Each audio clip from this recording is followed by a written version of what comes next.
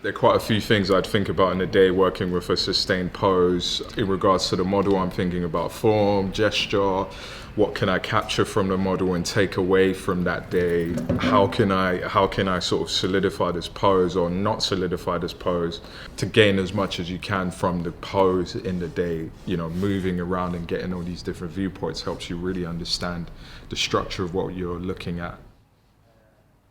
A lot of my work's quite figurative, so you know, it can feed into my practice in so many different ways. For building narrative, some of these poses could just be sort of like working poses to use, you know, to figure out compositions as well.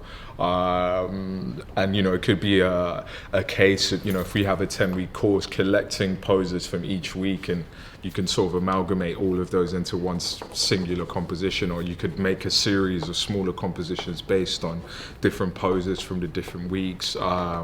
So yeah, I'd say yeah, in that way it feeds into my practice and just for making work and figuring things out in terms of composition, structure.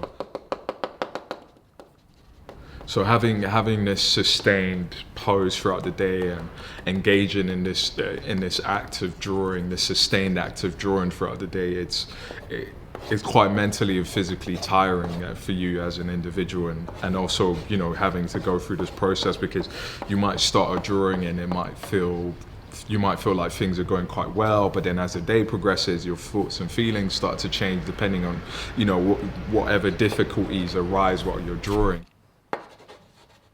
It's a laborious trial that there's a sort of like pot of gold at the end in terms of you coming out of the class with this interesting pose which you could use for a variety of things, and then also in terms of building this visual vocabulary in your head or in your mind of all these different gestures and these different poses. It's just adding to you as an artist and just giving you all this you know, this imagery you can work from.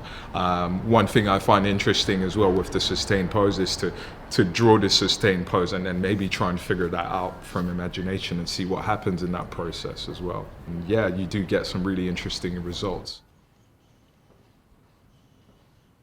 In terms of this sustained act of looking, and then if we're thinking about observation, I think, you know, in our general day-to-day lives, you know, we're not as focused on things. Things fly past us, you know, quite easily. So much imagery we go throughout the day, but then when you're in a life room and then you have this sort of, you know, intense looking for the whole day, it changes your focus and what you think about observational drawing, and it opens up a new sort of world for you in terms of looking and how intently you can look at a person or at a thing. So I think that just adds to your skill set as an artist, to be honest, having this period of focusing intensely. I feel like it's something that can translate to other aspects of life as well.